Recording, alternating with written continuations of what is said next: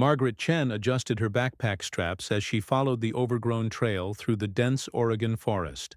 The wildlife biologist had been tracking elk migration patterns for the state forestry. The massive tree had clearly been down for years, its bark stripped away by weather and insects. She approached cautiously, her trained eye immediately recognizing the bleached white of bone. Margaret pulled out her radio and called her supervisor. "Base, this is Chen. I need you to contact the county sheriff. I've found human remains on the Cascade Creek Trail, approximately 3 miles from the parking area." The response crackled through static. "Copy that, Chen. Stay with the site and don't disturb anything. Sheriff's department is en route." Margaret established a perimeter around the area, noting GPS coordinates and photographing the scene with her digital camera. Among the scattered bones, she identified what appeared to be the remains of a large dog. A tattered red collar lay nearby, along with the corroded remnants of camping equipment. Sheriff Robert Martinez arrived 2 hours later with the county coroner and a forensics team. Martinez, a veteran of 23 years in law enforcement, had seen his share of wilderness recoveries. "What do we have here, Dr. Chen?" "Human remains, definitely adult male based on the skull structure and pelvic bones. There's also a dog, probably a German Shepherd based on size. The camping gear suggests they were out here for several days at least." Deputy Sarah Williams bagged a water-damaged wallet found near the rib cage. The leather was cracked and faded, but a driver's license was still partially legible. "Harold Eugene Westbrook," she read aloud. "Born March 15, 1933. Address shows 1247 Maple Street, Salem, Oregon." Martinez nodded grimly. "I remember this case. Harold Westbrook disappeared in July 1998 with his dog Kaiser. He was 65, retired postal worker. Family reported him missing when he didn't return from a camping trip. We searched these woods for weeks." The coroner, Dr. Patricia Moore, examined the skull carefully. "Significant trauma to the occipital region. This wasn't a simple fall or exposure case. Someone will need to notify the family that we've found him." Margaret watched as the team methodically collected evidence. "The tree fall looks recent, maybe from the storms we had this spring. These remains could have been buried under there for years." Deputy Williams discovered additional items: a compass, water bottles, and the remnants of a tent. "Sheriff, there's something strange here. The camping gear is scattered in a pattern that doesn't suggest someone just got lost and died of exposure." Martinez studied the scene layout. "You're right. Looks more like someone tried to cover this up quickly. The bones aren't where you'd expect to find them if he'd just collapsed here." Dr. Moore pointed to fracture patterns on several ribs. "These injuries are consistent with blunt force trauma. I'll need to conduct a full examination, but this appears to be a homicide that's been concealed for 8 years." The team spent the remainder of daylight collecting evidence and mapping the site. Harold Westbrook's disappearance had been treated as a missing person case, with search efforts focusing on the assumption that an elderly man had become lost in familiar territory. The discovery changed everything. As evening approached, Martinez prepared to drive to Salem to inform Harold's daughter, Rebecca. The case that had gone cold 8 years ago was about to become very active again. Old wounds reopened.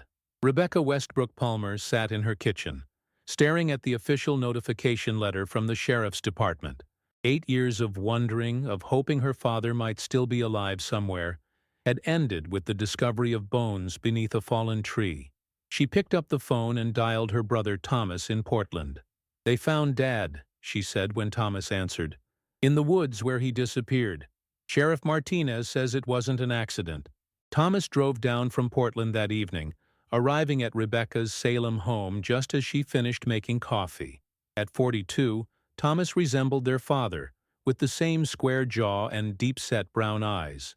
Rebecca, 3 years younger, had inherited their mother's slight frame and practical nature. "Tell me exactly what the sheriff said," Thomas requested, settling into their father's old recliner. Rebecca consulted her notes. Dr. Chen, a wildlife biologist, found the remains under a tree that had fallen recently. Dad's camping equipment was there, along with Kaiser's remains. The coroner says Dad suffered blunt force trauma to the head. They're treating it as a homicide. "Yay, after 8 years," Thomas shook his head. I always wondered why Dad would get lost on trails he'd hiked dozens of times. He knew those woods better than anyone. Rebecca retrieved a box from the closet, containing newspaper clippings and search records from 1998. Look at this again, Tommy. The original search focused on the area around Cascade Creek, but they never found any trace of him or Kaiser. Now we know why. The siblings reviewed the timeline. Harold Westbrook had left Salem on July 15, 1998, for what he described as a 3-day camping trip. He'd planned to hike the familiar trails around Cascade Creek, where he'd been camping since the 1970s. When he failed to return by July 18th, Rebecca had contacted authorities. Remember what Deputy Collins told us then? Rebecca located the report. He said Dad probably had a medical emergency and wandered off the trail. They searched for 2 weeks and found nothing. Thomas examined a photograph of their father with Kaiser, taken just months before the disappearance. Harold appeared healthy and vigorous for 65, his face tanned from outdoor activities. Kaiser, a loyal German shepherd, had been Harold's constant companion since retiring from the Postal Service in 1995. Dad was in excellent health, Thomas noted. He hiked regularly, knew wilderness survival, and Kaiser would never have left his side. Something happened to both of them out there. Rebecca had contacted the sheriff's department earlier to request a meeting with the investigating officers. I told them we want to know everything about how the investigation will proceed. This isn't just a cold case anymore. The next morning, the siblings met with Sheriff Martinez and Detective Lisa Thompson at the county courthouse. Detective Thompson, recently transferred from the state police, had been assigned to lead the reopened investigation. The coroner's preliminary examination confirms homicide, Detective Thompson explained. Your father suffered multiple blunt force injuries to the head and torso. The dog appears to have been killed by similar means. Sheriff Martinez spread out a map of the search area. The remains were found approximately half a mile from where we concentrated our original search.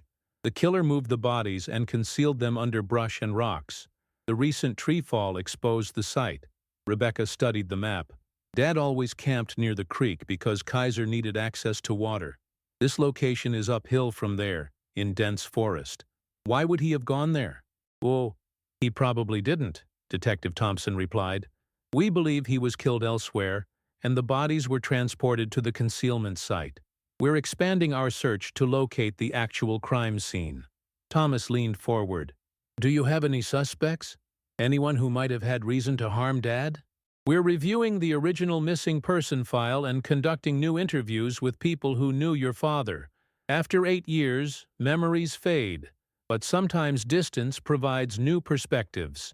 Detective Thompson explained the forensic timeline. Dr. Moore is conducting a thorough examination of the remains. We're also analyzing the camping equipment and personal effects for any trace evidence that might have survived. Rebecca felt a mix of relief and renewed grief. At least now we know what happened to him.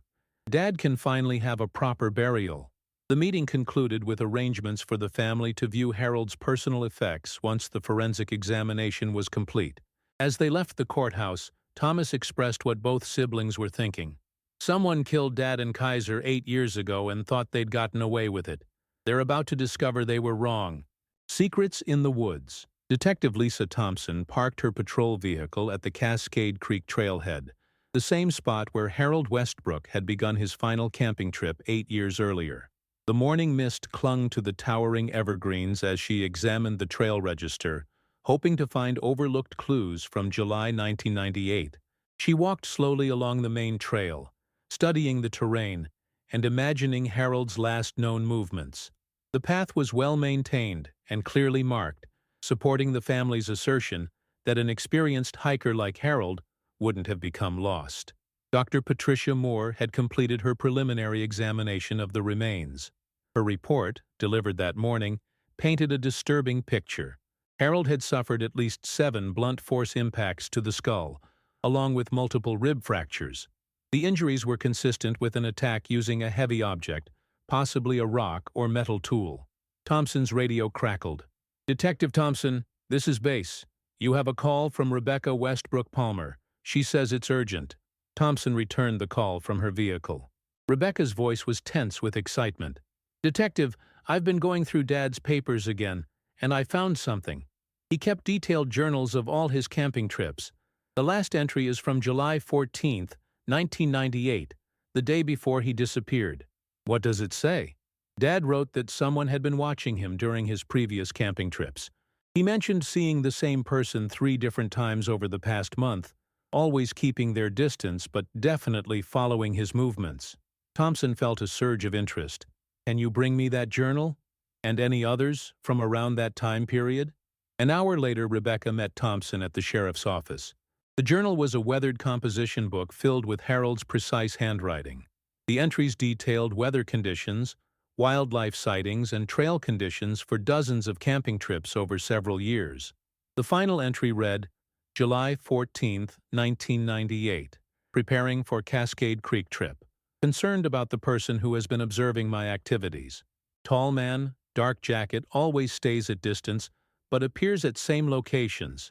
Saw him at Salmon Creek, June 20th, Devil's Lake, June 28th, and near the parking area at Cascade Creek, July 8th. Kaiser alerts to his presence before I notice. Tomorrow I plan to confront him if he appears again. Thompson studied the handwriting carefully. Your father was planning to confront someone he believed was following him. Did he mention this concern to you or your brother? Never. Dad was independent and didn't like worrying us about things he thought he could handle himself, Rebecca replied. But this explains why he would have gone off the main trail. He must have seen this person and followed him. Detective Thompson contacted the original investigating officers from 1998. Deputy Collins, now retired, agreed to meet and discuss the case. He arrived at the sheriff's office that afternoon, reviewing his old reports. I remember Harold Westbrook clearly, Collins said. Nice man, very capable outdoorsman. The family insisted he wouldn't have gotten lost, but we see that attitude a lot. People overestimate their abilities in the wilderness. Thompson showed him the journal entry. Collins frowned as he read. This changes things completely. Harold never mentioned being followed when his daughter filed the missing person report. We treated it as a standard lost hiker case. What was the search procedure in 1998? Thompson asked. We focused on the immediate trail area and likely routes an injured or disoriented person might have taken. Search and rescue teams covered a 2-mile radius from his intended campsite. We never searched the area where the remains were found because it seemed illogical for him to go there. Thompson studied the topographical maps. The concealment site is uphill from the creek, in dense forest with no trails. Someone familiar with the area would have known it was unlikely to be discovered. Collins examined the crime scene photographs. The killer put considerable effort into hiding the bodies. This wasn't a spontaneous attack. Someone planned this carefully. That evening, Thompson returned to the forest with a metal detector and additional search equipment. She wanted to locate the actual crime scene, believing it would be closer to Harold's intended campsite near the creek. Working methodically through the area, she found several items of interest. A corroded camping spoon, shell casings from a .22 caliber rifle, and fragments of blue fabric caught on low branches.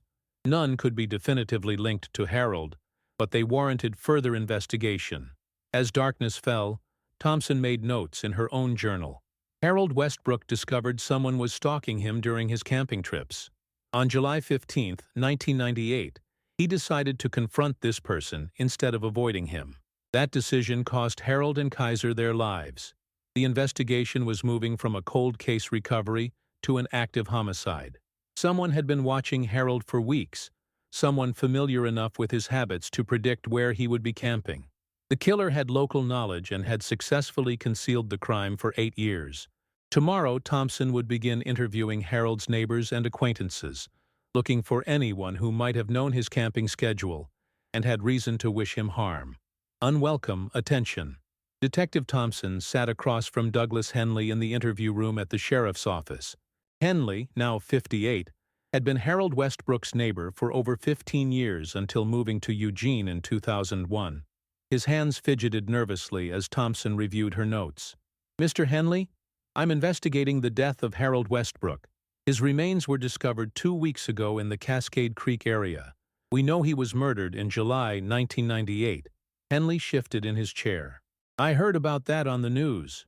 Terrible thing. Harold was a good neighbor, always helpful. Tell me about your relationship with Harold. Did you socialize with him regularly? We'd talk over the fence sometimes. Harold loved those camping trips of his. He'd show me pictures when he got back, always excited about seeing some bird or animal. Thompson consulted Harold's journal.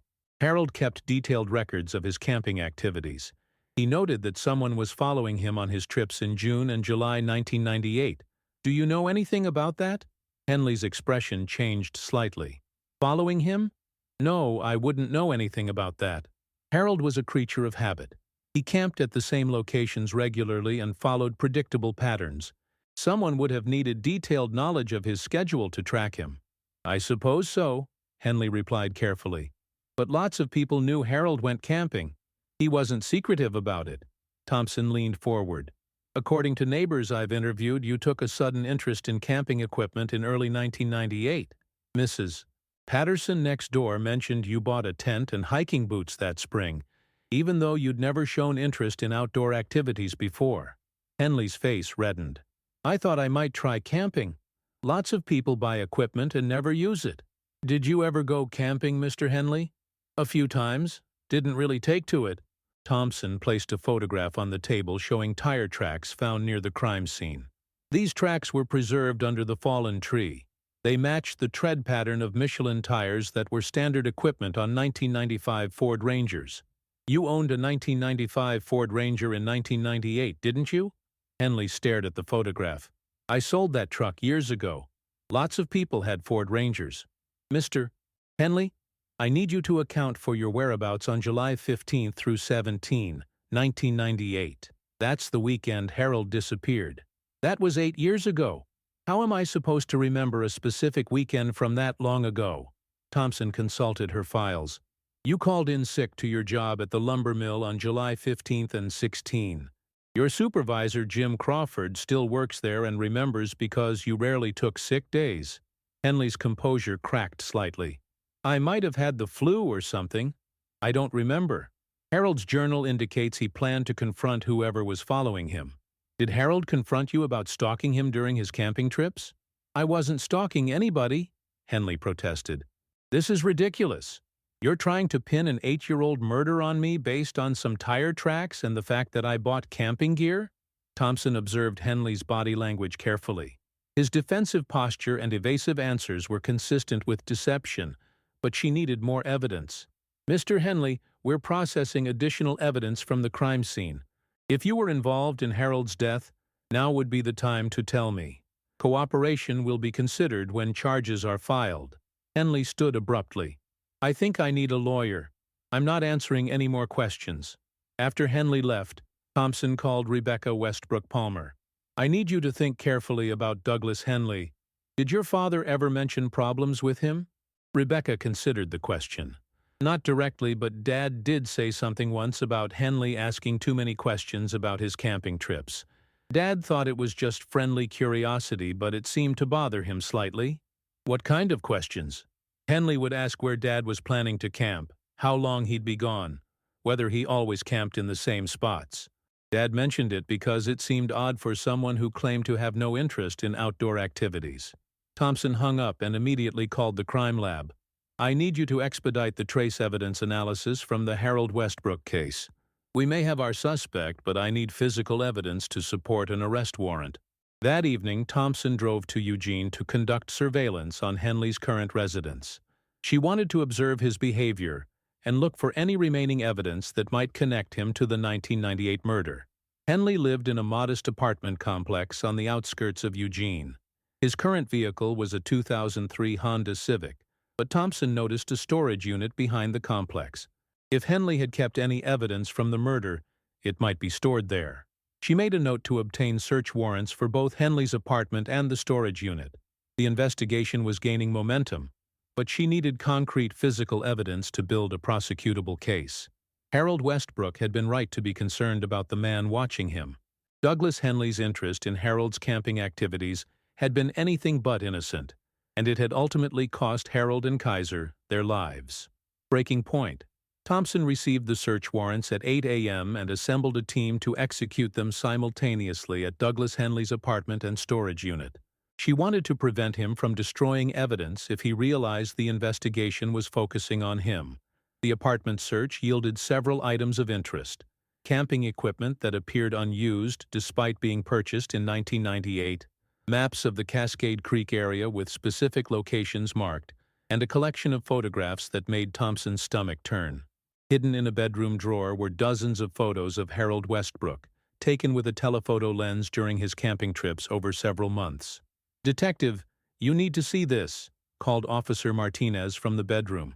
He held up a notebook containing detailed observations of Harold's camping activities, including dates, times, locations, and behavioral patterns. The storage unit search proved even more revealing. Among boxes of old belongings, investigators found camping clothes with dark stains that appeared to be blood, a heavy metal camping hammer that could have been the murder weapon, and most damning of all, Harold's missing camping gear that had not been found at the crime scene. Thompson examined a sleeping bag that clearly belonged to Harold, based on a distinctive repair patch that Rebecca had described. "Bag everything carefully. We need DNA analysis on these stains immediately." Officer Chen discovered a cooler containing items that made the team's blood run cold. Harold's wallet was there, along with his watch and a collar that appeared to belong to Kaiser. But most disturbing was a small notebook in Harold's handwriting, containing what appeared to be his final entries written under duress. The notebook's last entry, written in shaky handwriting, read, "July 16, 1998. Douglas has been watching me for months. He says he admires my independence and wants to learn from me. Something is very wrong. He brought me to this place and won't let me leave. Kaiser is injured. If something happens to me, tell Rebecca and Thomas I love them." Thompson immediately issued an arrest warrant for Douglas Henley. The evidence was overwhelming, but she wanted to understand the full scope of his obsession with Harold before confronting him. Dr. Moore called with preliminary results from the blood analysis. "The stains on the camping clothes are consistent with Harold Westbrook's blood type. We're running DNA confirmation, but I'm confident we have a match." Thompson and her team arrived at Henley's apartment to find him packing hastily. When he saw the patrol cars, Henley attempted to flee through the back door but was quickly apprehended. "Douglas Henley, you're under arrest for the murder of Harold Westbrook and destruction of evidence in the death of Kaiser," Thompson announced as she handcuffed him. Henley remained silent during transport to the sheriff's office, but his demeanor had changed from nervous to resigned. In the interview room, he initially refused to speak without an attorney present. "Douglas, we found Harold's notebook," Thompson said, placing the evidence bag on the table. "We know you held him captive before killing him. The evidence is overwhelming. Your cooperation now is the only thing that might help you." Henley stared at the notebook for a long moment before speaking. "You don't understand what it was like, watching him. Harold had everything I wanted. He was confident, respected, knew how to survive in the wilderness. I just wanted to learn from him. So you stalked him for months? I followed him to understand how he did it, how he could be so comfortable alone in the woods. I bought equipment and tried camping myself, but I was terrified out there. Harold made it look easy." Thompson pressed for details. "What happened on July 15, 1998? Henley's voice became barely audible. "I was watching him set up camp when he spotted me. He called out, demanded to know why I was following him. I panicked and told him I just wanted to learn about camping. But that wasn't the end of it. Harold was angry. He said he was going to report me to the police for stalking. I couldn't let that happen. I'd lose my job, my reputation. I convinced him to let me explain, asked him to walk with me away from the campsite." Thompson waited as Henley struggled to continue. "Then what happened? I had my camping hammer with me. When Harold turned to walk back to his camp, I hit him. I didn't mean to kill him, just stop him from reporting me. But he fell and wouldn't get up. The dog attacked me, so I had to kill it too. Why did you move the bodies?" "I panicked. I couldn't leave them near the campsite where they'd be found quickly. I dragged them uphill and covered them with rocks and branches. I thought no one would ever find them there." The confession continued for 2 hours as Henley described the details of concealing the crime scene and disposing of evidence. His obsession with Harold had grown from admiration to possessiveness to murder when Harold threatened to expose the stalking. Thompson felt a mixture of satisfaction and revulsion as she concluded the interview. Harold Westbrook's instincts about being followed had been correct, but his decision to confront his stalker had cost him his life. Douglas Henley would face charges of first-degree murder, animal cruelty, and tampering with evidence. After 8 years, Harold and Kaiser would finally receive justice. The weight of obsession. District Attorney Patricia Williams reviewed the evidence file against Douglas Henley while preparing formal charges. The confession was compelling, but she wanted to understand the full psychological profile of the defendant before proceeding to trial. Dr. Sarah Martinez, the court-appointed psychiatrist, interviewed Henley extensively over 3 days. Her report painted a disturbing picture of escalating obsession and social isolation that had culminated in murder. Mr. Henley exhibits classic symptoms of obsessive personality disorder, combined with acute social anxiety, Dr. Martinez explained to the prosecution team. His fixation on Harold Westbrook represented an attempt to acquire the confidence and social acceptance he felt he lacked. Detective Thompson met with Rebecca and Thomas Westbrook Palmer to update them on the case developments. The siblings were relieved that their father's killer had been identified but struggled to understand the senseless nature of his death. "Dad would have helped Douglas learn about camping if he'd just asked," Rebecca said. "Dad taught neighborhood kids how to tie knots and read trail maps. He never would have turned away someone who genuinely wanted to learn." Thomas examined crime scene photographs that showed the extent of planning involved in concealing the murders. "This wasn't a spontaneous act. Henley had been fantasizing about this for months," Thompson agreed. "The photos and surveillance notes show Henley was building a detailed profile of your father's habits. He knew Harold's camping schedule better than most family members would." The investigation revealed additional disturbing details about Henley's behavior. Co-workers at the lumber mill reported that he had frequently asked questions about outdoor activities and had shown unusual interest in stories about camping accidents and missing hikers. "Henley was researching ways people disappear in the wilderness," Thompson explained. He'd collected newspaper articles about unsolved missing person cases and had books about wilderness survival and search and rescue procedures. Dr. Moore's final forensic report confirmed that Harold had survived the initial attack, but had been held captive for at least 24 hours before dying. The notebook entries written during his captivity showed his growing fear as he realized Henley's mental state was deteriorating. Harold tried to calm Henley down and convince him to release them, Dr. Moore noted. The handwriting shows increasing stress, but Harold maintained his composure until the end. He was still trying to defuse the situation when Henley killed him. The evidence suggested that Kaiser had been injured during the initial attack, but had remained alive, trying to protect Harold during the captivity period. Henley had finally killed the dog when it became too aggressive, as Harold's condition worsened. Henley's defense attorney, James Crawford, attempted to negotiate a plea bargain that would avoid the death penalty. "My client suffers from severe mental illness and acted during a psychotic episode. He's willing to plead guilty to second-degree murder." District Attorney Williams rejected the plea offer. Mr. Henley stalked Harold Westbrook for months, planned the abduction, held him captive, and then carefully concealed the evidence for 8 years. This was premeditated murder, and will prosecute it as such. The trial was scheduled for February 2007, giving both sides time to prepare their cases. Public interest was intense, as the case represented every outdoor enthusiast's worst nightmare, being targeted by someone who viewed their independence and competence with murderous envy. Thompson continued investigating whether Henley might be connected to other unsolved missing person cases in the region. His methodical approach to stalking and concealing Harold's murder suggested this might not have been his first violent act. "We're reviewing every missing hiker case in Oregon and Washington from 1995 to 2005, Thompson told the Westbrook siblings. Henley's behavior patterns suggest he may have been observing other potential victims. The investigation team discovered that Henley had purchased camping equipment multiple times over the years, always returning it unused after a few weeks. Store records showed a pattern of buying gear before and after several unsolved disappearances in wilderness areas. Rebecca struggled with the revelation that her father's killer had been living nearby for years after the murder. Douglas attended Dad's memorial service in 1999. He stood right next to us and offered his condolences. I remember thinking he seemed genuinely sad about Dad's disappearance.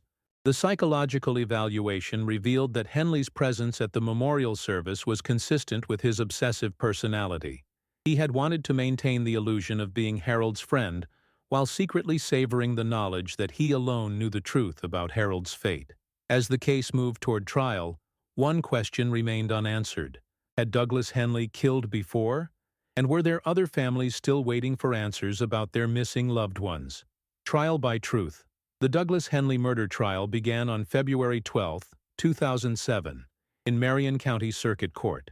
Judge Patricia Chen presided over proceedings that would determine whether Henley would face life imprisonment or the death penalty for Harold Westbrook's murder. District Attorney Williams opened with a methodical presentation of evidence that painted Henley as a calculating killer who had stalked Harold for months before murdering him and his dog. Crime scene photographs and forensic evidence dominated the first week of testimony. Dr. Moore testified about Harold's injuries and the timeline of his death. Mr. Westbrook survived the initial attack and was held captive for approximately 24 to 36 hours. His notebook entries show he remained conscious and aware throughout most of this period. The prosecution introduced Harold's final notebook, with entries written during his captivity. Court reporter Janet Mills read the entries aloud, her voice breaking as she recited Harold's last words to his children. Rebecca Westbrook Palmer took the stand to testify about her father's character and the impact his disappearance had on their family. Dad was the most generous person I knew. If Douglas had approached him honestly about wanting to learn camping skills, Dad would have taught him everything gladly. Thomas testified about the 8 years of uncertainty his family had endured. We never stopped looking for Dad. Every time hikers went missing, we wondered if we'd finally get answers. The not knowing was almost worse than learning he was dead. Yes, sir. Defense attorney Crawford attempted to portray Henley as mentally ill and incapable of forming the intent necessary for first-degree murder. My client suffers from severe personality disorders that impaired his judgment and ability to control his actions.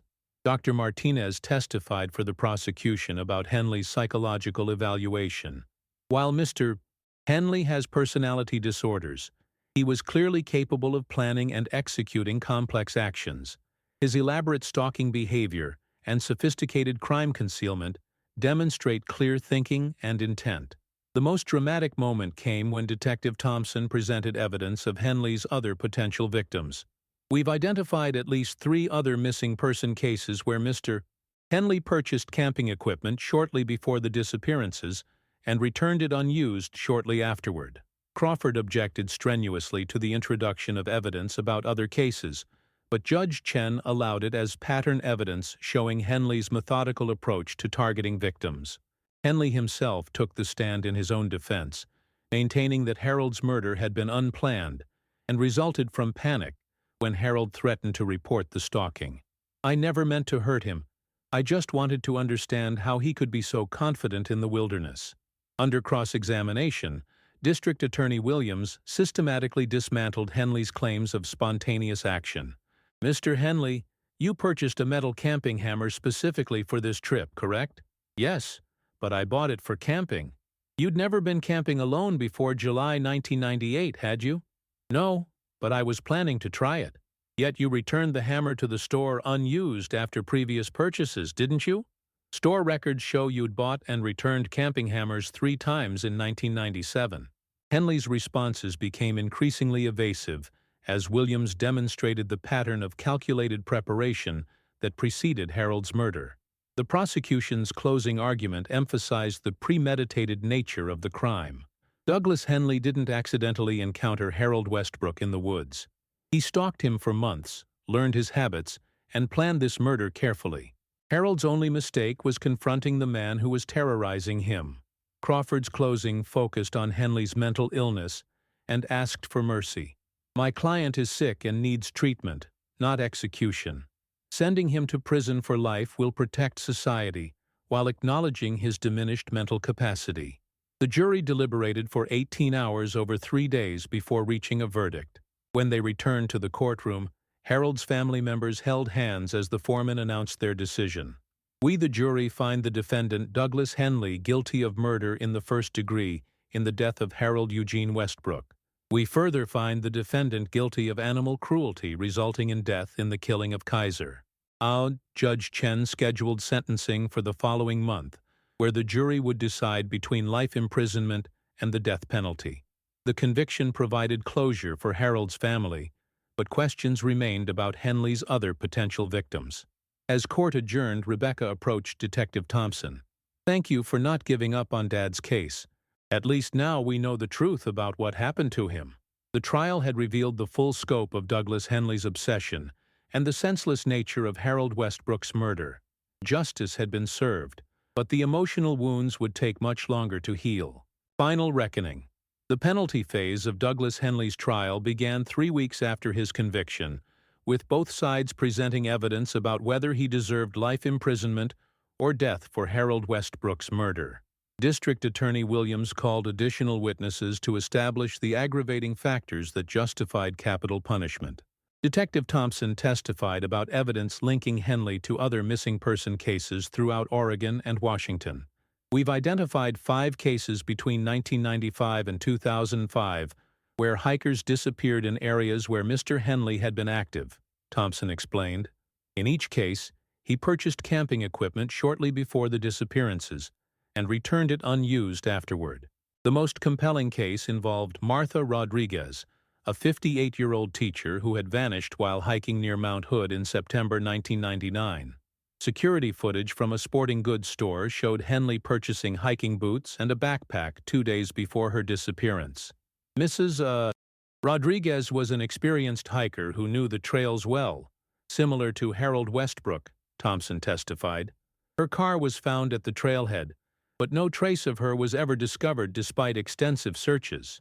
Defense attorney Crawford objected to the introduction of evidence about unsolved cases, arguing that speculation about other crimes was prejudicial. Judge Chen allowed the testimony but instructed the jury to consider it only as it related to Henley's pattern of behavior. Rebecca Westbrook Palmer delivered a powerful victim impact statement that brought many jurors to tears.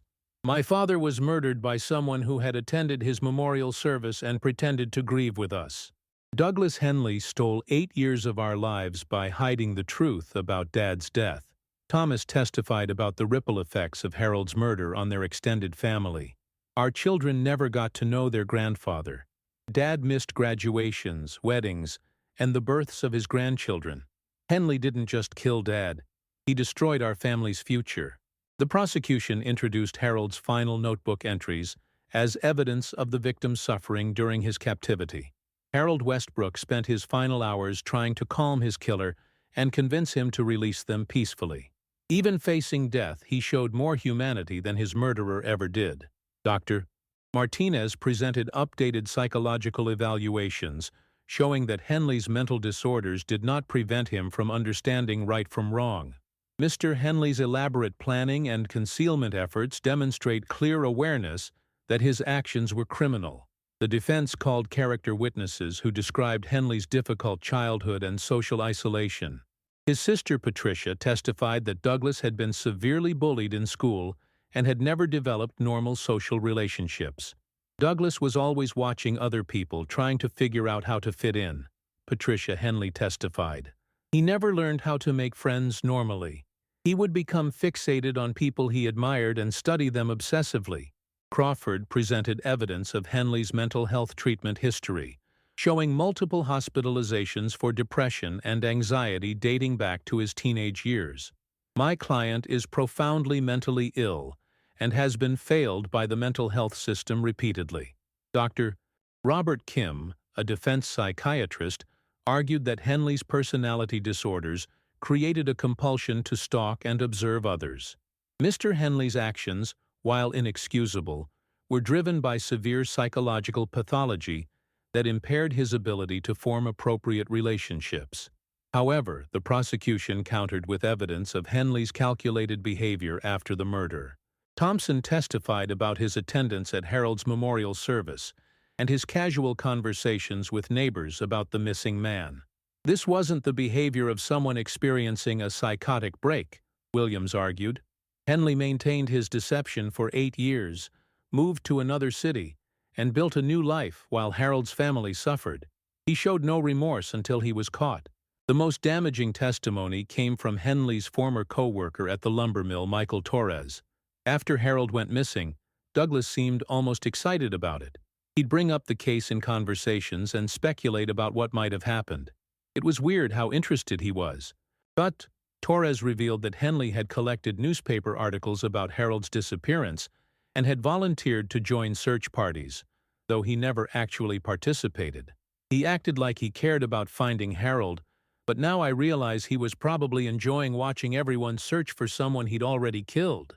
The prosecution's closing argument emphasized the calculated nature of Henley's crimes and his complete lack of remorse.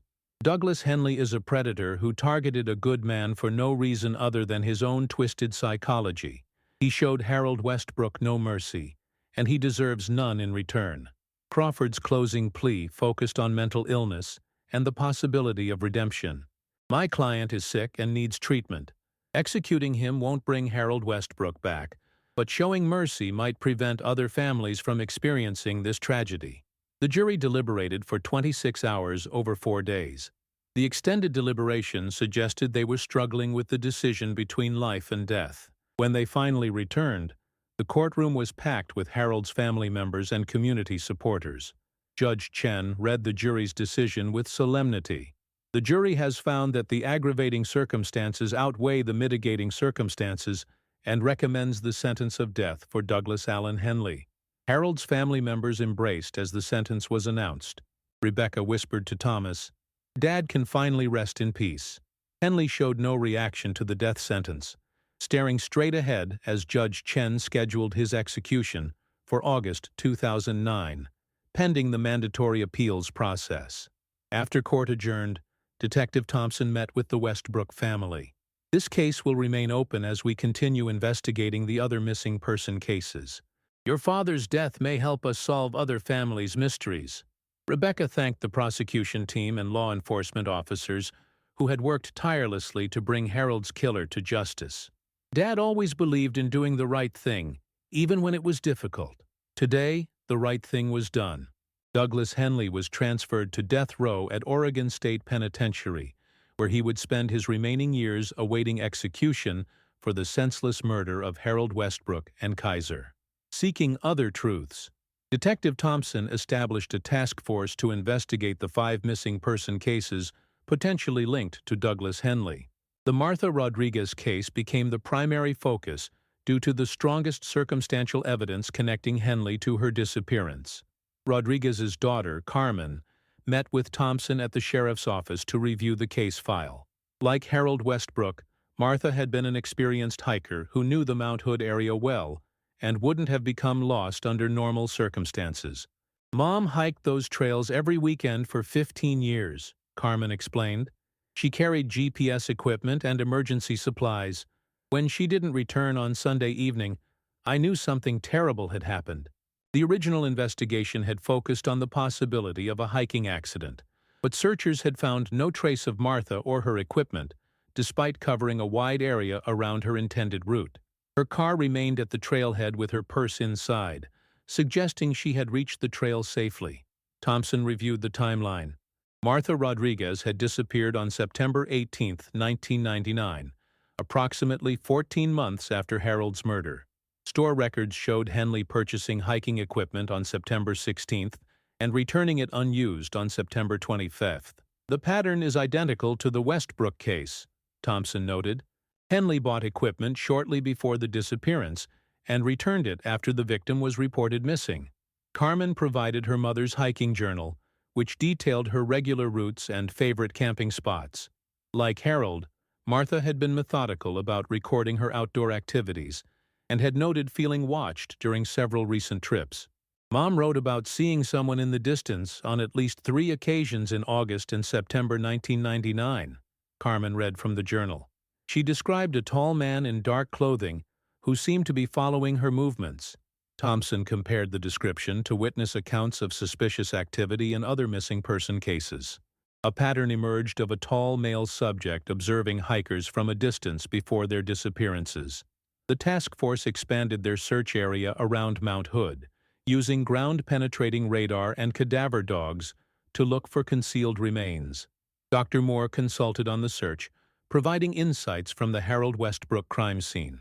If Henley followed the same pattern, he would have moved Martha's body away from her intended hiking route to an area unlikely to be searched, Dr. Moore explained. Look for locations similar to where Harold was found, uphill from water sources, in dense forest cover. After 3 weeks of searching, the team discovered human remains buried under a rock cairn, approximately 2 miles from Martha's intended route. The skeletal remains were consistent with a female of Martha's age and height. Carmen Rodriguez identified her mother's jewelry and hiking boots found with the remains. Like Harold, Martha had suffered blunt force trauma to the skull, suggesting a similar method of attack. The evidence strongly suggests Douglas Henley was responsible for Martha Rodriguez's death, Thompson announced at a press conference. We're continuing to investigate his connection to other missing person cases.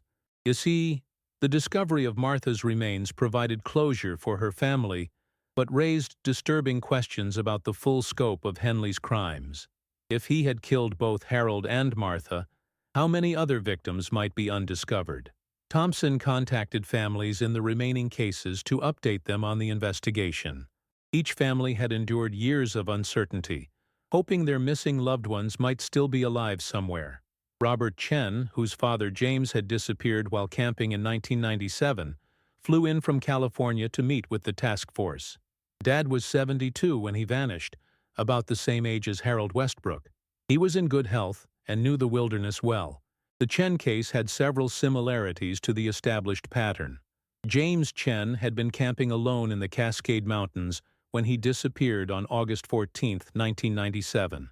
His campsite was found abandoned with no signs of struggle, but his body was never recovered. Store records showed Henley purchasing camping gear on August 10, 1997, and returning it on August 20th. Cell phone records placed him in the area during the weekend of James Chen's disappearance. We're organizing search efforts for all 5 potential cases, Thompson explained to the families. Advanced forensic techniques available now weren't available when your loved ones first disappeared.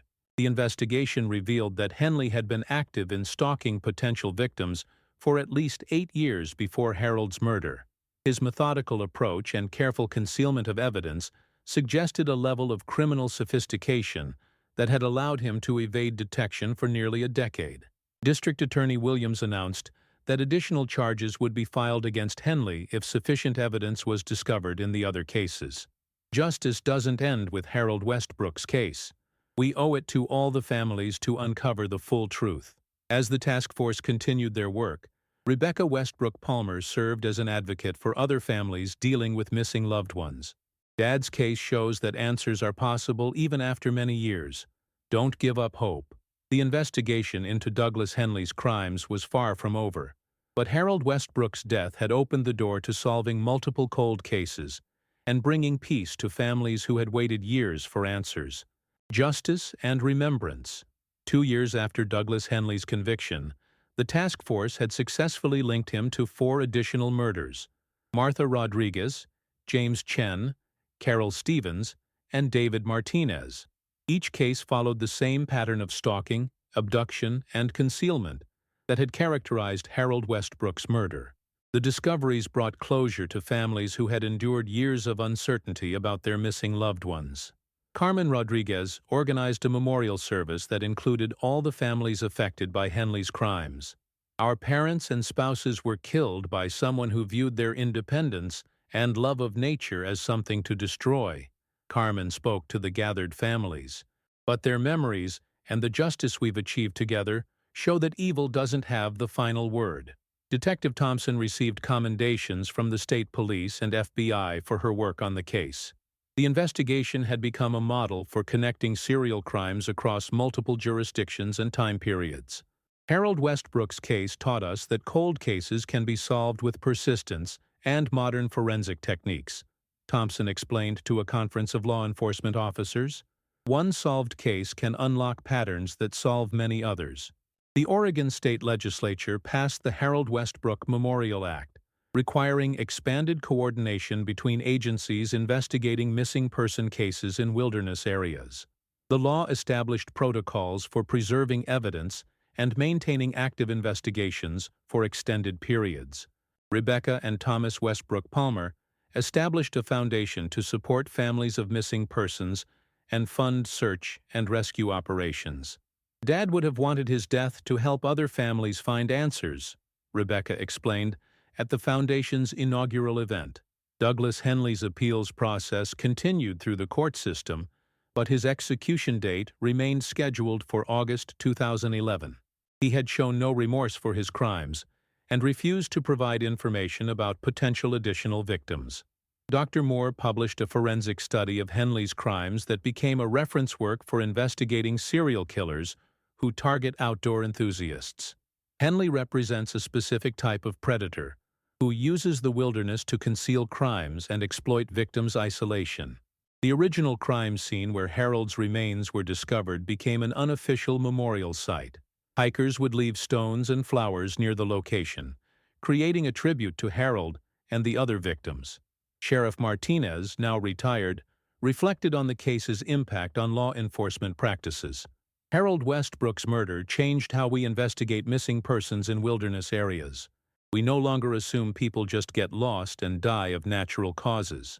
The Cascade Creek Trail was renamed the Harold Westbrook Memorial Trail, with interpretive signs describing wilderness safety and the importance of informing others about hiking plans. The memorial served both as tribute and educational tool for future generations of outdoor enthusiasts. Carmen Rodriguez completed her mother's unfinished hiking journal by documenting the search efforts and ultimate discovery of Martha's remains. Mom always said that every trail tells a story. Her final story is one of justice and family love that never gave up.